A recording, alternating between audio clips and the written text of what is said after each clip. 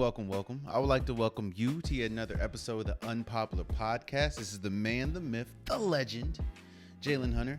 And this week's episode is sponsored by absolutely nobody, but you can change that. If you need promotion for anything, whether you got a business, a clothing company, a tile company, whatever it is, if you want me, Jalen Hunter, the Unpopular Podcast, to sponsor it, or you want to be a sponsor of the show, the promotional request is in the link in the description below. Go do that. Go do that. The Unpopular Podcast will be happy to receive your sponsorship. But yeah, let's start the show, man. How you guys doing? So there's holidays in sports. You know what I mean? Of course, you got the 4th of July, you got Christmas, you got them type of holidays, but there are different types of sports holidays, you know, and all my sports heads, they know or sports fans, let's say, you know what they are. I mean, you got the draft is a holiday pretty much for sports fans. Opening day for baseball, game 1 of the NBA and NFL draft. Those are pretty much sports holidays. And we just came up on a sports holiday, and that was the release of the NFL schedule. Now, usually we know who you're going to play. We know, like, if I don't know, Washington has to play the NFC West or something. Like, we know pretty much who you're going to play as far as terms of that. But we don't know when, you know. So when the schedule comes out, that's pretty big for the league. You know when you're going to play, you know when your bye week is, and you know it's big because ESPN and all the major sports conglomerates, they have schedule release specials, and it's a big thing. This is a big thing, especially if you're a football fan. You know, you never know. I mean, you get to find out who you're playing and when. So I'm not gonna go over the whole schedule for all 32 teams. That's just not gonna happen. We ain't got time for that. I ain't got time for that. But what we are gonna do is I'm gonna talk about 5 winners and 5 losers. Now, I understand people say, but wait, you don't know if they're winners and losers yet because they haven't played a game. Calm down. I got you. I'll let you know. Let me give you my first winner. So let's talk about the Cleveland Browns for a second. Now, Kevin Stefanski last year won Coach of the Year, and you have a lot of new pieces. You have Jadeveon Clowney on the defense. You have a couple safeties on the defense. You have a lot of new pieces. But of course, as we know, Baker Mayfield pretty much runs you're going to go as far as Baker Mayfield takes you.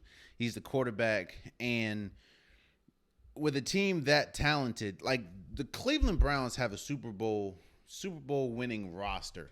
Now, of course, it all depends on where the quarterback takes you. And here's why I say that. And here's why I say the Cleveland Browns are my first winner. Right off the gate, of course, you got Kansas City. That's anytime you got Kansas City, especially after losing the Super Bowl, so they're pretty much motivated. That's not going to work. But after that, you got the Houston Texans, who don't even know who their quarterback is going to be. You have the Chicago Bears, who you don't know if it's going to be Justin Fields or Andy Dalton. You got the Minnesota Vikings, whose defense was horrible last year. And, of course, you got the Chargers. And both the Vikings and Chargers are at your home. I mean, no, you're away. Now, of course, the Vikings is going to be, again, the defense is not good, and the Chargers is going to be a little tough. But after that, I mean, you got Arizona at home, you got Denver at home, and you got Pittsburgh at home. And, of course, as we know, you want those games at home, especially before the bye. So the Cleveland Browns is a team that kind of needs a fast start. They need to solidify that all the moves that they made in the draft and in the offseason work. And I'm not saying this is a make or break season for Baker Mayfield. I mean, he's still pretty much young in his career. However, this is a very important season, seeing as though if you look at the roster, the Cleveland Browns, again, like I said, this is a Super Bowl winning roster, or Super Bowl winning caliber type roster. I mean, the offensive line is good. You have wide receivers. You have running backs and Nick Chubb. You have the defense. This is a complete team, and it's like you want to get off to a fast start. Now, yes, I don't know if you're gonna. I do think it's kind of good that you're playing Kansas City the first game. I don't know if you win or not, but you're pretty much getting the cream of the crop the first game, and then after that you get to regroup. Like I said, Houston, we know how bad they might be with no quarterback. Chicago, that's still up in the air. So I think they're a big winner because they don't. I mean, their bye week is week 13, yes, but after the bye week, it's kind of, outside of Baltimore and Green Bay, we know Pittsburgh is not good in the second half of the season, especially with Ben Roethlisberger and how his age and stuff. You have Vegas. I don't know if we have to worry about that, and you have Cincinnati. Now, of course, the only reason why I say they're winners because you have to get off to a fast start.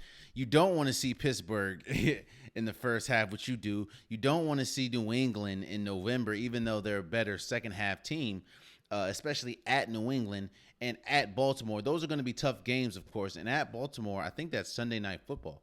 But the reason why I say they're a winner, they have a tough schedule. Don't get me wrong, but for a team like Cleveland, you want to start off fast. And while you have Kansas City first game, after that, it's pretty easy until you get to probably October 31st is when you get to, I'm going to say October 10th, when you get to the Jets, not the Jets, the Chargers. When you get to the Chargers, but we don't know how the Chargers are going to be.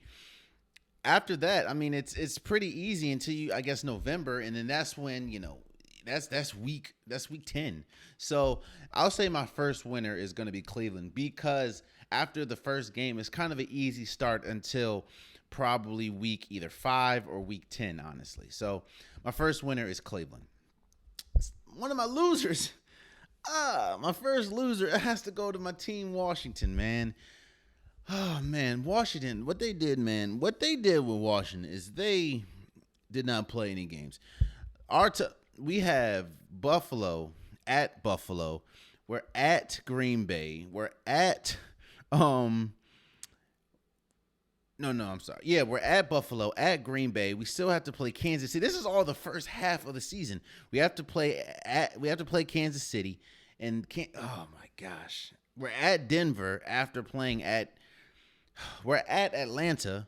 And the biggest reason why I say that we are a loser is after the bye week. Now, again, we have a tough schedule. We have both after the bye week. We have Tampa Bay's here, then we have Seattle, Carolina. We don't know, but then we have 5 from week 14 on. We have 5 straight NFC East division games. We have Dallas Eagles, New York.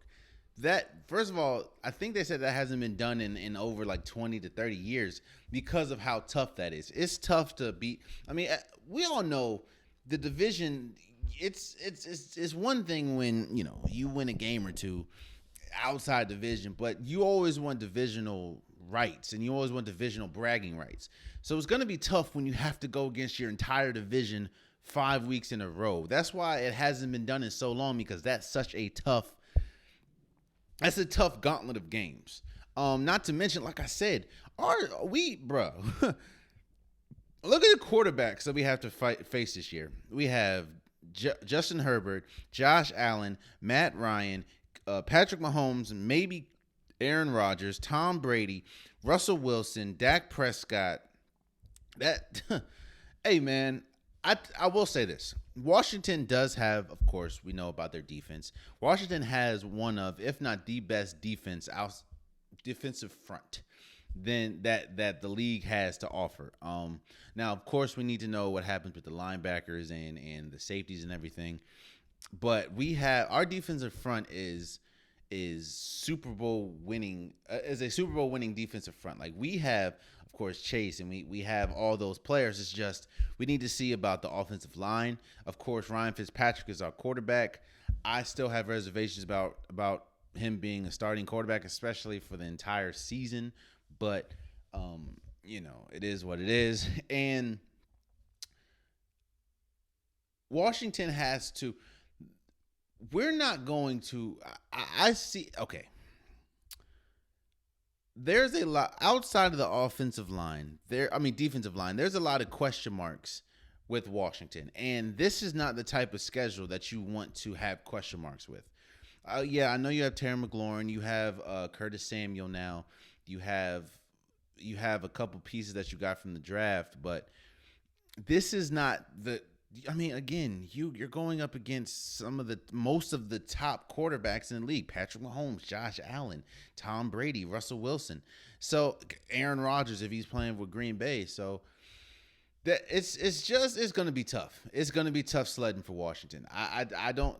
This is going to be tough. This is not the year that you wanted to play the AFC West. So this is going to be tough, but that's why I say Washington is probably going to be my first loser in this whole thing.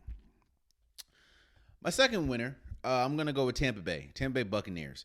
If you look at their schedule, they're pretty much favored in all the games. Now, of course, I don't think they're going to win all the games, but you're going against Dallas, who had one of the worst defenses of all time last year. You're going up against Atlanta, who had one of the worst defenses of all time last year. You're going up against, of course, the Rams is going to be a tough game, but we still want to see what happens with Matthew Stafford. You're going to go against Tua. You have to go against Jalen Hurts. Of course, we don't know with Andy Dalton or Justin Fields with Chicago. Taysom Hill. You don't really, when you look at Tampa Bay's schedule, they don't go up against a lot of the top tier quarterbacks. The best quarterback they're going up against is week 14 when you have to go up against Josh Allen. Now, I think they have the better roster, of course, but I think the New England game's going to be good, seeing as though Cam Newton against Tom Brady, but they're not going up against think about it. Again, you got Dak Prescott, Matt Ryan, Matthew Stafford, Tua Tagovailoa, Jalen Hurts, Andy Dalton, Taysom Hill or Jameis Winston, Ryan Fitzpatrick, Daniel Jones, Carson Wentz, Carolina, Zach Wilson. They don't really have to go up against any of the top quarterbacks until you get to week 14. At that point, I'm not saying they'll win all the games, but their best, the toughest defenses they have to go against is week 3, which is the Rams, week 7, which is the Bears, and week 8, which is the New Orleans Pelicans,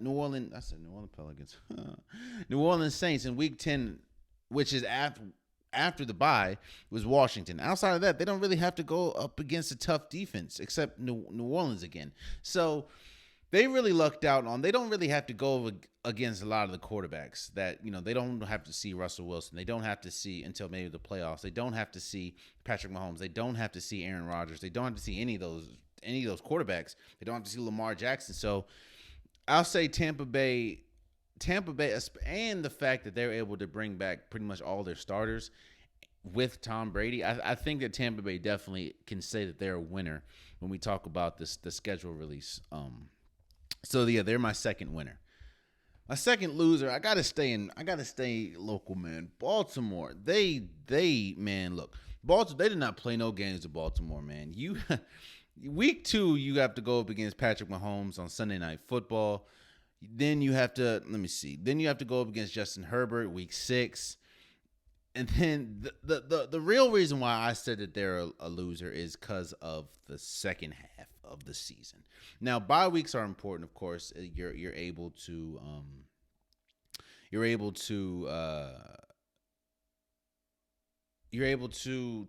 get healthy and stuff like that. But starting at week 11, let's start at week 11. You're at Chicago, then you have to play Cleveland, which is a divisional rival. Then you're at Pittsburgh, which is the divisional rival. Then you're at Cleveland again, which is the divisional rival. Then you have to go against Aaron Rodgers and the Green Bay Packers. Then you have to go against Cincinnati, even though that's divisional rival. You also have Joe Burrow coming back. Then you have to go Then you have to play the Rams, and you have to go against Aaron Donald, and then of course you have Pittsburgh. Again, this is a tough schedule, seeing as they stacked. It's kind of like with Washington now. It isn't the same as Washington. It's kind of like Washington, as they pretty much stacked all the divisional games at the end of the season, and that's the last thing you want to do is go up against pretty much week 12 division, week 13 division, week 14 division, week 16 division, and week 18 divisional games. Like, that's the last thing you want. Not to mention, you have to go up against Patrick Mahomes the second week. You have to go up against the Chargers week 6. Like, they did not do Baltimore any favors. Now, I do think that Baltimore is still going to be favored in a lot of those games, and I do think that they still have one of the better, if not the best team in the AFC North. However, is it the North? Yeah, AFC North, I think, or East, one of them two. But I think that this is why that you wanted to bring a wide receiver. Now, of course, we have to see what happens with Julio Jones. A lot of people are saying that he might get traded, and Baltimore might be a destination. But this is why you need. When you're looking at the landscape of the league and looking at the division, let's just look at Baltimore's division. When you look at Cleveland, you have Landry, you have Julio Jones, you have Njoku, you have Chubb. When you look at the Pittsburgh Steelers, even though you have Big Ben as a quarterback and he's kind of over the hill, you still have Claypool, you still have Juju Smith-Schuster. They just brought on Najee Harris. And of course, when you look at Cincinnati, they just got Jamar Chase. Now they have or Boyd, and they have Higgins. Like, any of those players would be like a number one receiver for Baltimore. Now, I know you have Rashard Bateman from the draft, Sammy Watkins, Hollywood Brown, and of course we'll have to see what happens with Julio, but we've seen Baltimore lose the same way time after time. If you force Lamar Jackson to be a passer, your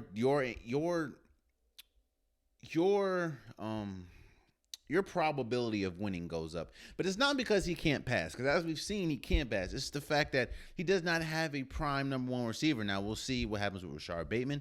We'll see what happens with Sammy Watkins, but with all those question marks, the last thing you want to do is have pretty much all your divisional games outside of week 7, which is Cincinnati.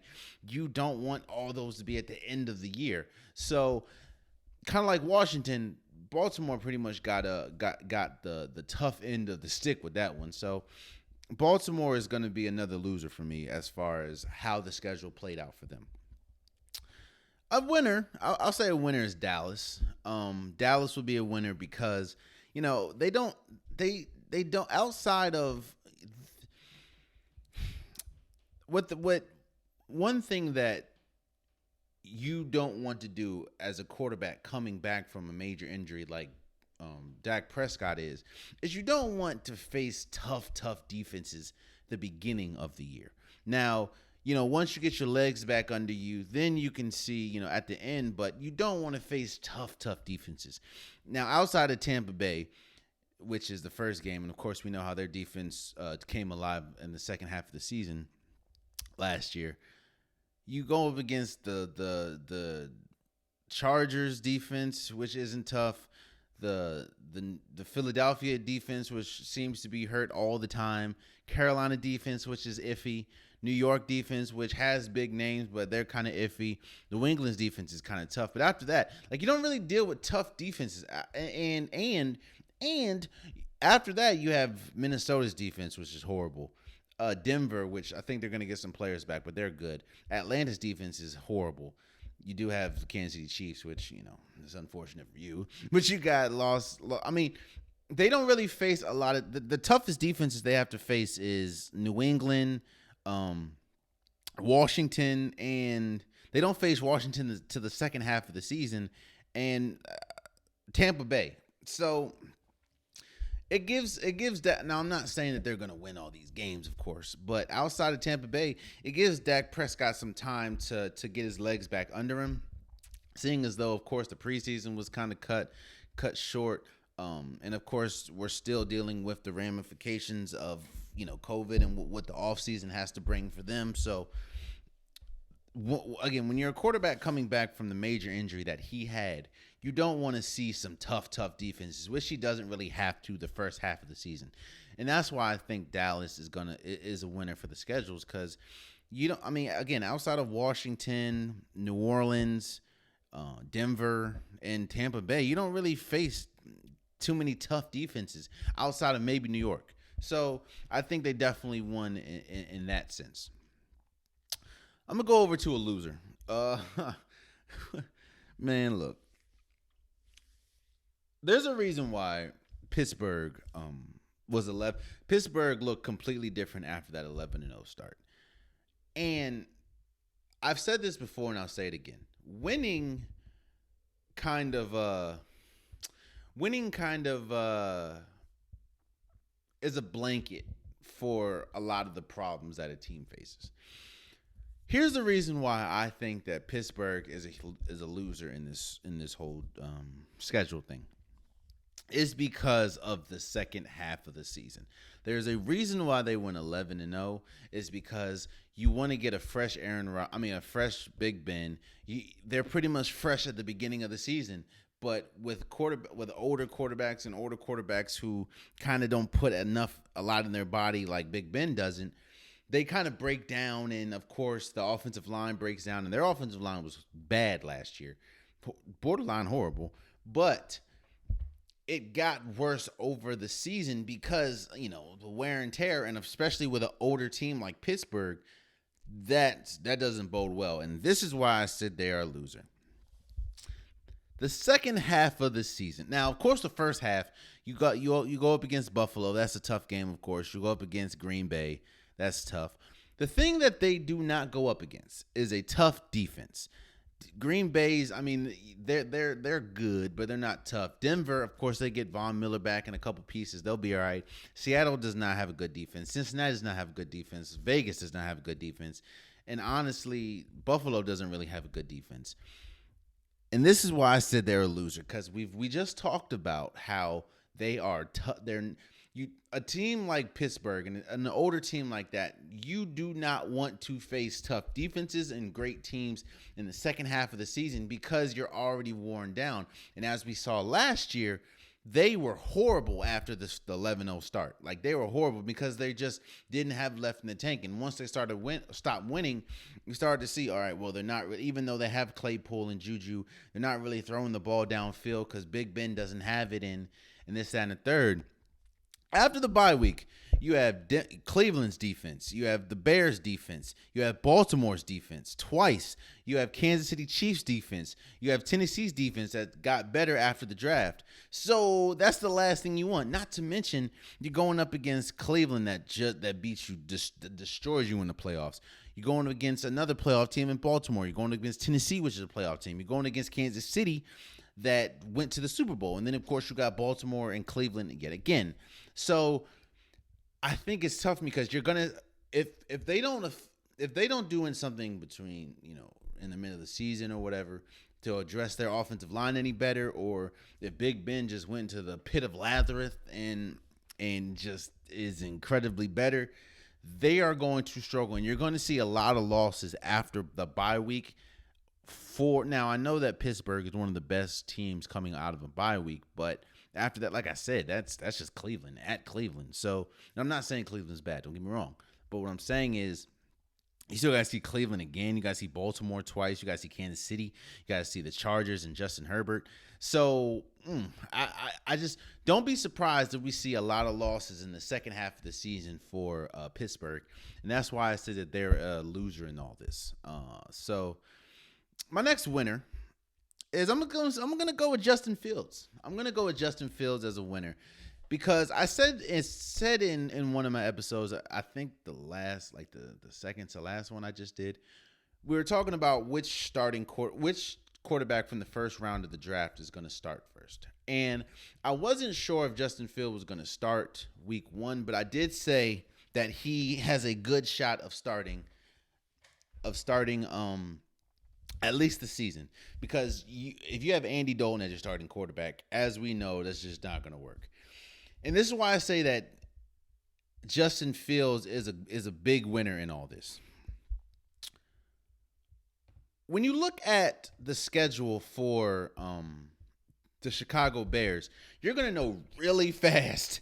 Justin Fields is going to have a really fast. You're going to know really fast what Andy Dalton is made of, and if he's going to be a starting quarterback moving forward, because you go up against Los Angeles Rams defense, you go up against Cleveland's defense, you go up against Green Bay's defense, you go up against Tampa Bay's defense, you go up against 49ers defense, you go up against Pittsburgh's defense, all in the first 9 weeks. And I'll say this. I think that I'll call it. I say week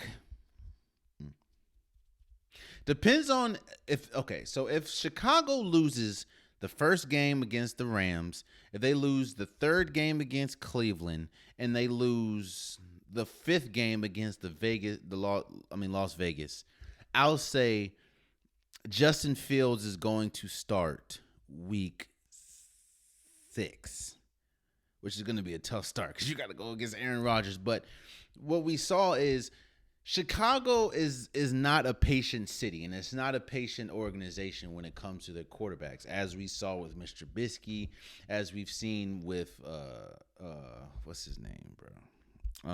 Nick Foles.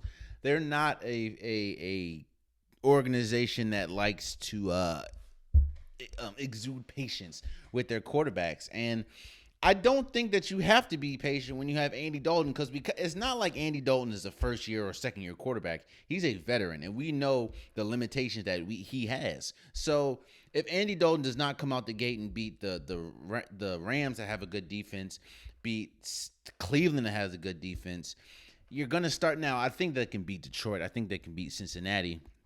But if they don't beat Cincinnati week 3 and I'm gonna say this: if they go 0-3, if they lose the Rams, if they lose to Cincinnati, and they lose to Cleveland, Justin Fields will start week 4 against. In fact, I think that's the goal.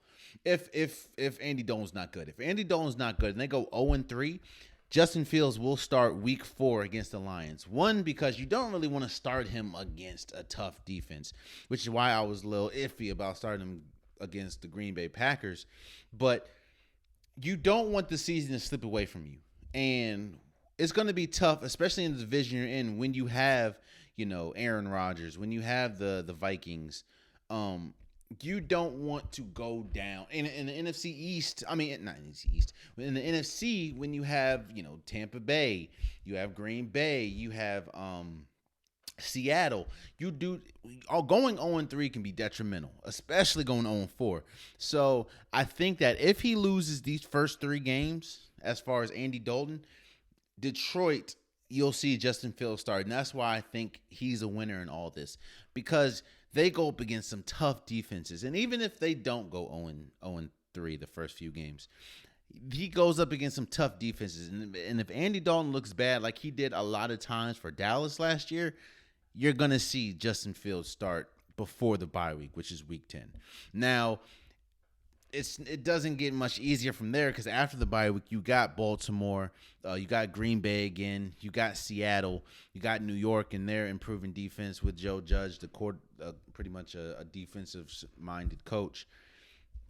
So we'll see how it goes, but I do think that the schedule lines up perfectly for Justin Fields to start, because the Bears have to go up against some extremely tough defenses. And while I don't think that Justin Fields is ready to start week 1, I don't think Justin Fields is ready to start probably the first year. I do think that the Chicago Bears and the organization, the fans are going to get impatient, and you're going to start hearing calls for Justin Fields to start, especially if they go 0-3. Hell, even if they go 1-3, you're gonna hear a lot of Justin Fields start. So don't be surprised if we see by week 4 versus Detroit, Justin Fields starts for the Chicago Bears, and that's why I think he's a big winner of the schedule, because they have to go against a gauntlet of defenses the entire year, but especially the first 3 weeks. That's good for them. Oh man, I'm gonna say that a loser in all this. My next loser is the Seattle Seahawks, man. Because and I'll say this is why I'm gonna say the Seattle Seahawks is a loser.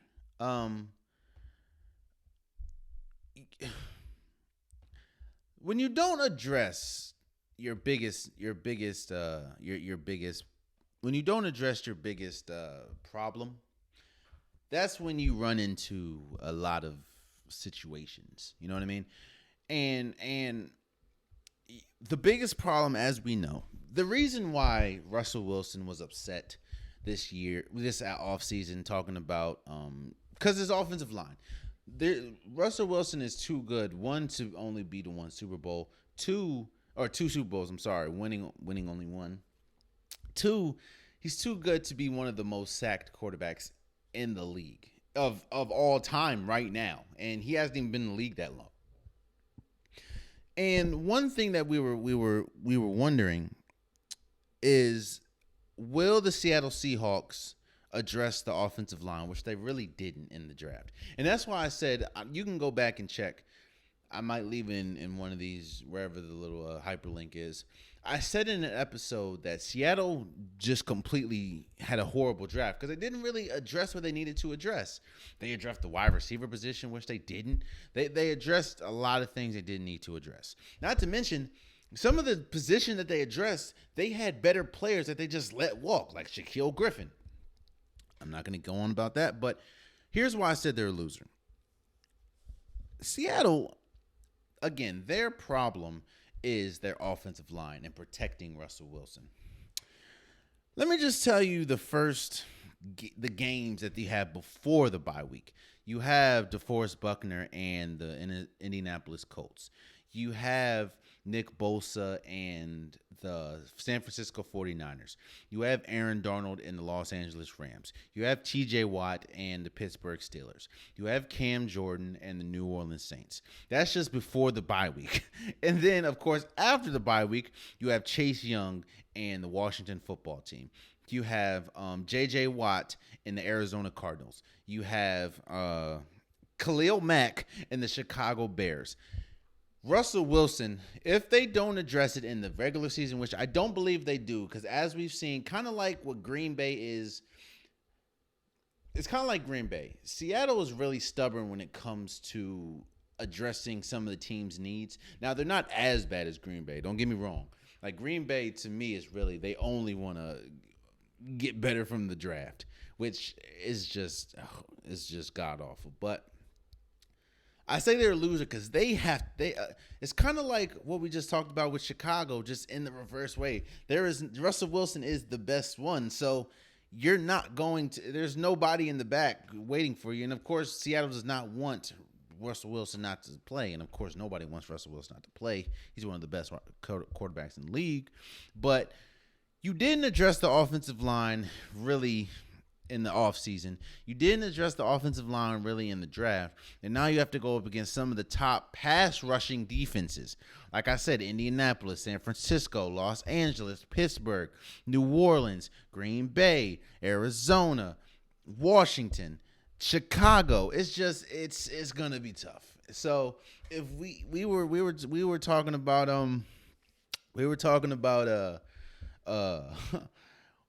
about Russell Wilson being upset that he was one of the most sacked quarterbacks. Just wait until this year. It's gonna happen again. It's gonna happen again because I don't understand what it is. They just haven't addressed it, and it's not like they're really in cap hell. It's like you just get rid of some players. It's Seattle is a loser. Seattle is most definitely a loser in all this. Seeing as though they really didn't address the offensive line, and the way their schedule lined up, they have to go against some of the top defenses in the league. So that's why Seattle is one of my losers.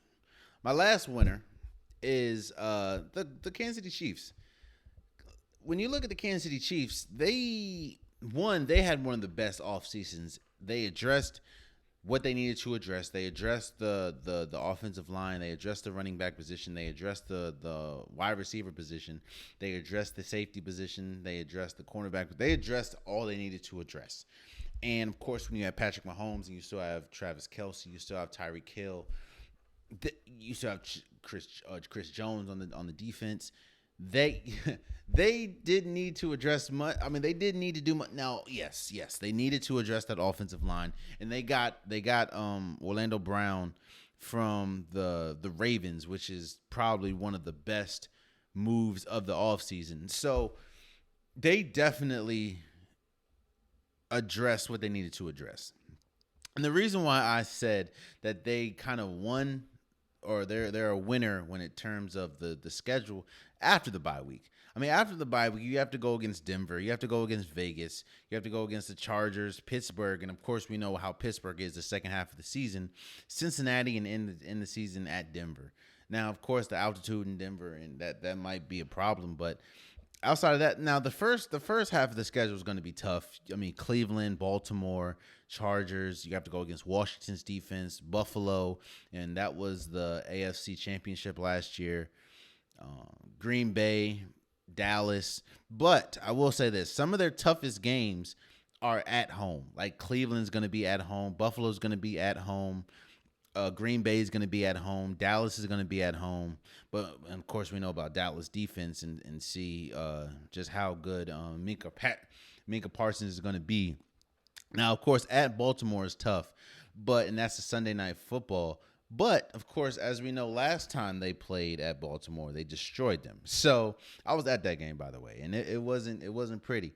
But, like I said, I think that I'm gonna say the Kansas City Chiefs is the winners because the second half of the season, going into the playoffs, I think they're gonna be hot. They have a chance. Let me see, 2, 4, 6. They have a chance to be 6-0 after the bye week, going into the playoffs. So they'll be going to the playoffs red hot. So I think that the Kansas City Chiefs, in my opinion, is a big winner in the whole schedule release. And my last loser. And I hate that it has to be him. But my last loser has to go to Trevor Lawrence. Now, of course, we all know Trevor Lawrence was the number 1 overall pick in this year's draft. He's pretty much we know how transcendent he's supposed to be. But when you look at his journey, man, not only does he have to go up against, he doesn't really have to go up against top quarterbacks, but he does have to go up against some tough defenses. He has to go up against New England in the second half of the season, which we all know Bill Belichick is the best quarterback. I mean, no, is the best coach after the second half of the season. He has to go up against Indianapolis the second half of the season. You know what? I'll say that he's a loser as far as Trevor Lawrence because of after the bye week. Now, before the bye week, you got the Houston Texans. Deshaun Watson's not going to be there. You got Denver. You got it will be tough having to go up against Kyler Murray in the Arizona Cardinals. You have Joe Burrow in Cincinnati. You have Tennessee. They're probably going to lose that. I'm not saying they're going to win a lot of games. Don't get me wrong. I don't think that they're good enough to win a lot of games. That is Jacksonville. But I think that Trevor Lawrence is going to have to go up against some tough defenses the second half of the season. And the reason why I think that's tough is because second half of the season, you can have one or two. You're going to have, of course, teams are going to be, they're not healthy. No team's healthy going to the second half of the season because, like I said, you're putting your body through a lot, and that's, second towards the end of the season. But yes, you're going to have teams that are still beat up and stuff, but you're also going to have teams that are rolling. You're going to have teams that's on a roll. You're going to have teams that are, okay, so we know what the roster is going to be after the trade deadline and stuff like that. So we know who we're facing. And they have New England second half. They have Indianapolis twice second half. They have San Francisco second half. They have the Rams second half. They have Seattle right after the bye week, and they're at Seattle. It's just gonna be tough, and they have Buffalo now. I'm seeing that Trevor Lawrence is gonna have to go up against Kyler Murray, Joe Burrow, Ryan Tannehill, Tua, Russell Wilson, Josh Allen, Carson Wentz, Jimmy Garoppolo, probably Matt Ryan, Matthew Stafford. It's gonna. Cam Newton the second half of the season. So, yeah, man, it's going to be tough sledding for the boy. It's going to be tough sledding for the boy, Trevor Lawrence, man. I just it's tough, man. That's the last thing you want to do is go up against some of the better team, especially when your team is not to me. No, of course, I'm not saying that he's gonna win a lot of games first half. No, but when most of the tougher quarterbacks and defenses that you have to face are on the second half of the season, that's tough, especially as a rookie quarterback.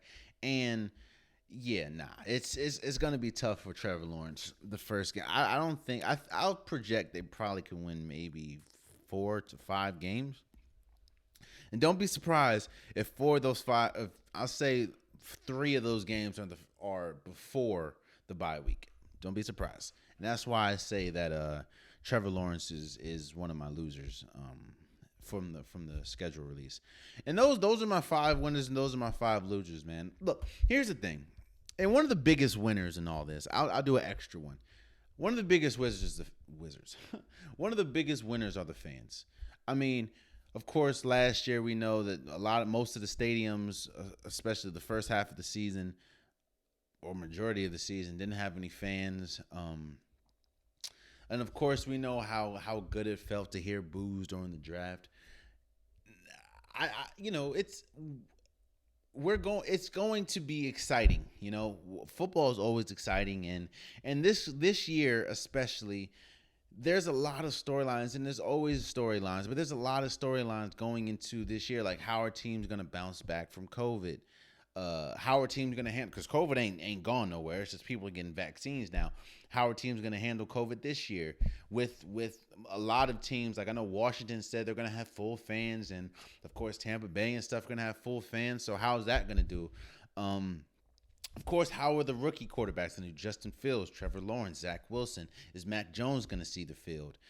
Trey Lance, is he gonna see the field, or is Jimmy Garoppolo? So there's a lot of players coming back. Saquon Barkley's coming back. Christian McCaffrey's coming back. Nick Bosa's coming back. So it's going to be exciting, man. The fans are always a winner. Now, I will say, I guess I'll give an extra loser since I like to keep it even.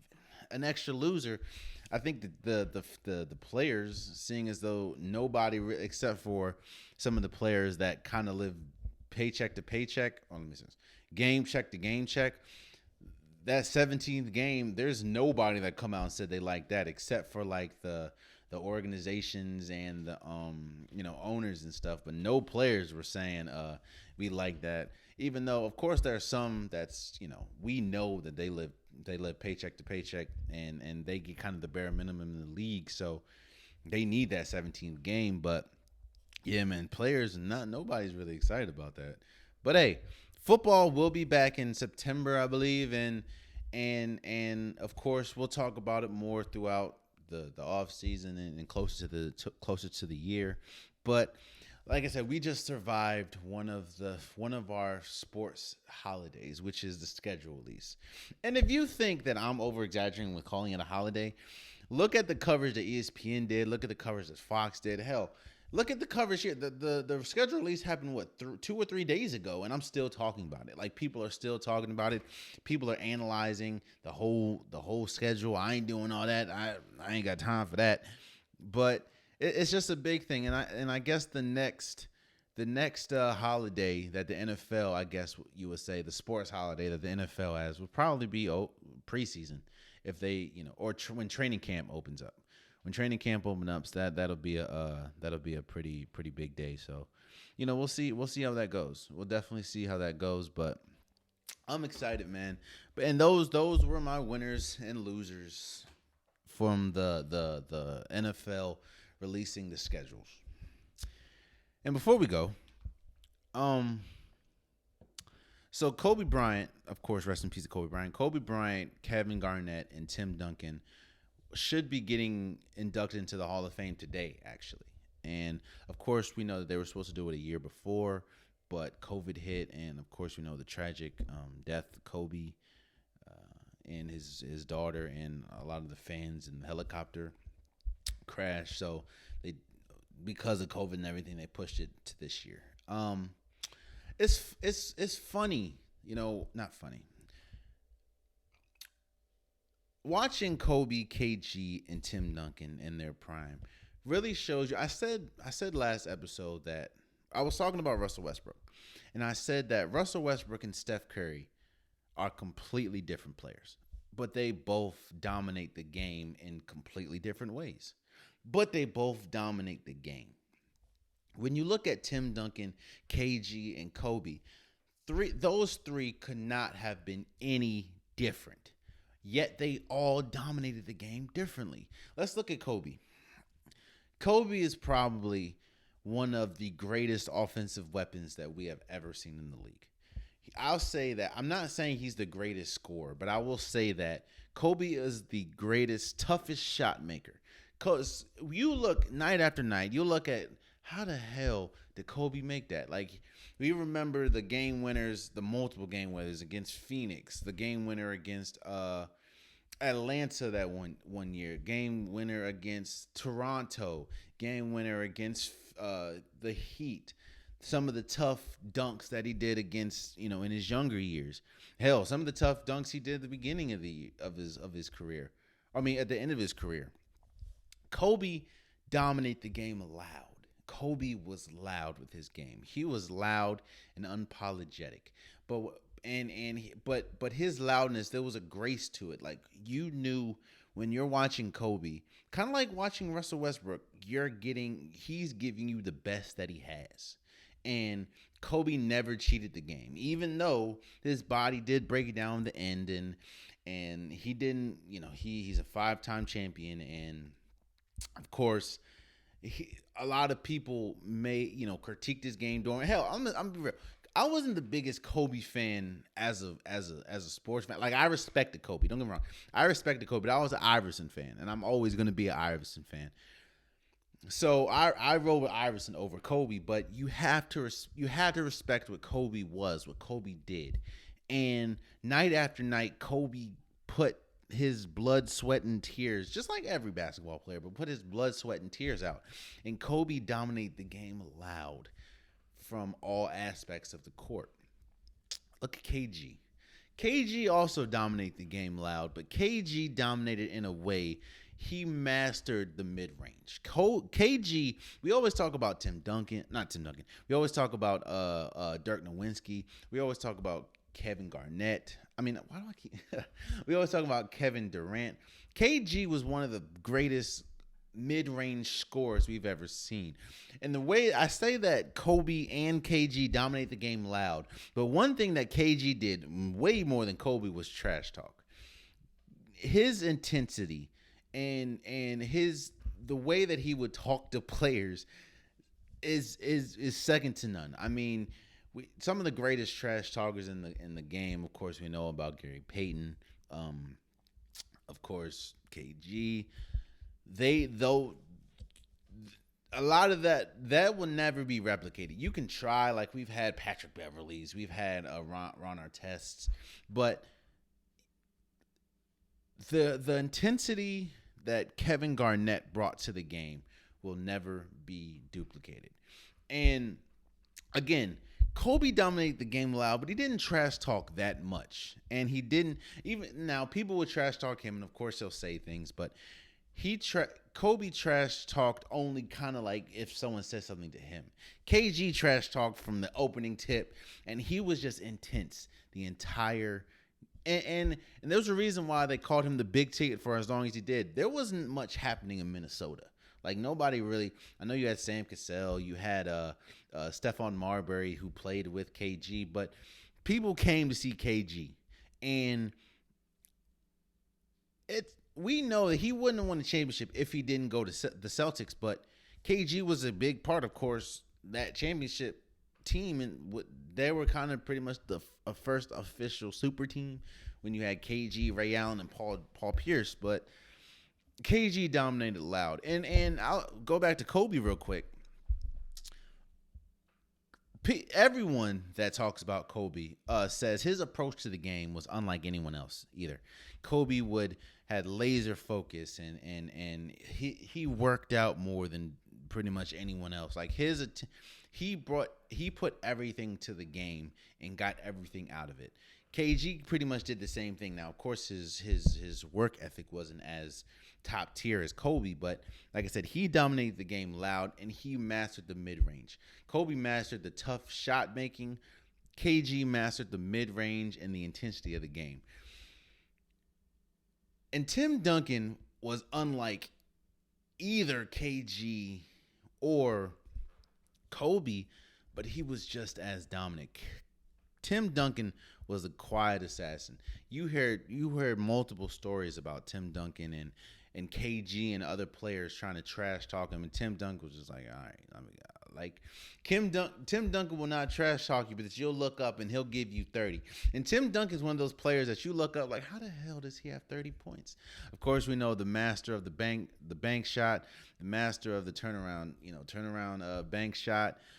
He had a quote-unquote boring game. Tim Duncan had probably one of, if not the most boring game play styles the league has ever seen. Like, don't get me twisted. Like, watching Tim Duncan wasn't fun. But watching Tim Duncan, you knew you're watching the greatest power forward to ever play the game. And I mean, he has 5 championships with the Spurs. He was a huge reason why the Spurs dynasty continued as long as it did. Yeah, man, congratulations to all 3 of them, man. It's like, again, you're seeing 3 players that dominated the game, but all dominated differently. That's the beauty about basketball, man. Basketball, there's no one way to approach it. There's no, like, you can be god awful offensively, but be one of the best defenders ever. Like, look at Tony Allen. But Tony Allen was not a great offensive player, but he was incredibly dominant defender. Hell, look at Ben Wallace. Look at Dennis Rodman. These players, like, basketball is just so unique, man. You could be a horrible defender and be great offensively. Look at Steph Curry. Look at James Harden. Look at some of those. Look at Kyrie. You can be a great shooter. You can not be a great shooter, but be a great high flyer. Like, basketball is so unique, and basketball is the only place I believe that you can see players like KG, players like Kobe, players like Tim Duncan, all 3 completely different play styles dominate a game their way. So congratulations to Kobe Bryant, congratulations to Kevin Garnett, congratulations to Tim Duncan, and congratulations to all the other Hall of Fame inductees tonight, I believe. It's definitely much deserved. I will never forget watching Kobe Bryant. I wish I would have seen him live, but I will never forget the countless games watching Kobe. I remember, one of my, of course, the best memory I have of Kobe is the final game and Kobe going out the way that I knew he was going to go out. Kobe going out shooting the most shot. I think he shot like 50 shots that game to get 60, right? Yeah, 60. But of course you knew that was going to happen with Kobe. I remember KG. One of the biggest memories I have is, of course, anything's possible. Anything's possible. Now, of course, that's a meme around the world and everything, but you just knew that someone like KG who respected the game, he deserved something like that. And of course, Tim Duncan, I will never forget Tim Duncan and his fashion sense and how bad it was. But then you're looking at like, yo, this Tim Duncan, you'll look up, like I said, and he'll have 28 and 12 or 28 and 15. You're just like, damn, like what in the world? And it was, I will always remember their games and if there was any 3 people that deserve to be in the Hall of Fame, it's Kobe Bryant, Kevin Garnett, and Tim Duncan. So shouts out to you guys, man. Shouts out to you guys, and shouts out to all the other inductees that are making it into the Hall of Fame this year and years to come. So, and there you have it, man. That has been this week's episode of the Unpopular Podcast, or today's episode of the Unpopular Podcast. I appreciate you guys.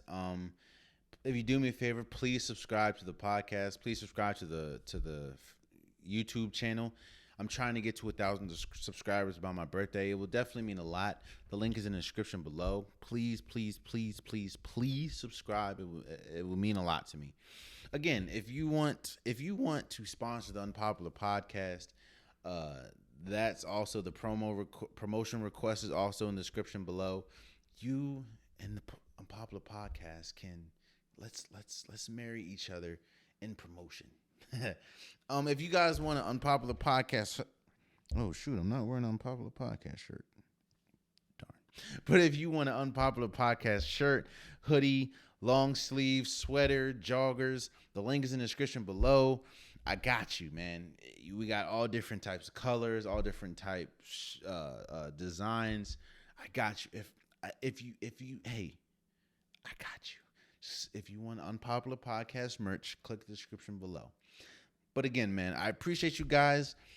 Love you guys. Congratulations again to all the Hall of Fame inductees tonight. And until next time, much love.